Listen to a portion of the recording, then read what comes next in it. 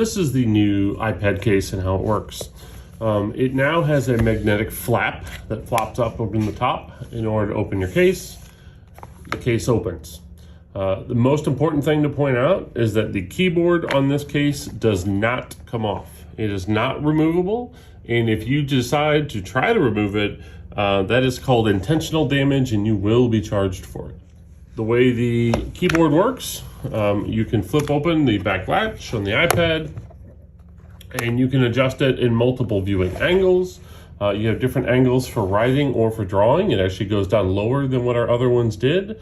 And if you do not want the keyboard or are not going to use the keyboard for your activity, the keyboard actually folds back behind your device and magnetically latches onto it. So you can still stand it, still use it without the keyboard, without having to remove it or attach it or worry about losing it. The other thing you can do is if you close your back lid, if I fold the keyboard, it now folds all the way back. And I can either use it like this with the keyboard folded all the way back, or if I need to use the camera, this part will fold down. And again, this will fold back magnetic, and I can use that to use the camera in that device at the same time. To charge the device, the charging port uses the actual charging port on the iPad. So there is no reason to ever take your iPad out of the case any longer. You need to keep it in this case all of the time. Once you've turned on your iPad, you're probably going to notice that a few apps start coming down. It may take for a few minutes for your apps to install. When they install, you're going to get a little progress bar that shows up like this. Now, the most important app that you're waiting for here is the Manager app, because that is the app you can use to install any other apps that you're missing. So to start with, you're going to get a really bare bones set of apps to get you up and running on your new device. So I have some basic Apple apps. I have some web clips for things like Clever and things like Canvas. All right, but it's not going to have all of the apps right off the bat that your other device had.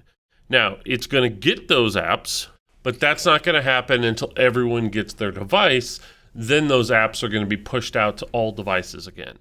If you need an app before it comes down from the district, you can go to the Manager app.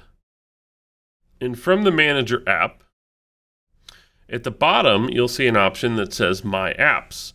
Under My Apps, these are all of the apps that you have available to be able to install. So if you wanted Google Chrome, for example, I could simply tap the Reinstall or Update button. And then if I go back to my app screen, that app is going to come down and install. Now, how quickly that happens depends on how busy the server is, and the more people doing it at one time, it could take up to a few minutes before some of these apps will show up, especially larger apps like Pages, Keynote, and Numbers. So the other thing that's happening in the background here is your files are starting to come down from your backup. So your old device was backed up on a regular basis. It does it automatically in the background.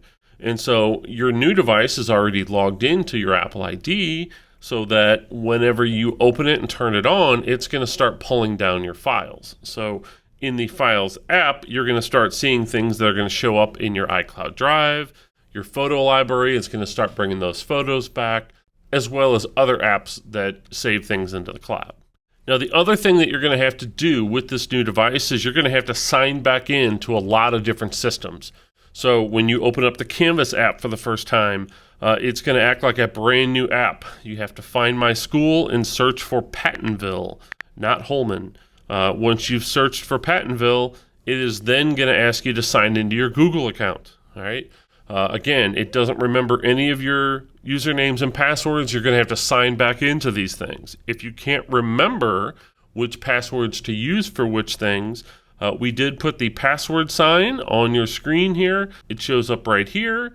And when you tap on the passwords icon, it's going to actually open up your password sign, which will remind you the different criteria for the usernames and passwords that we use on a variety of different systems like Google, Canvas, Clever, and so on.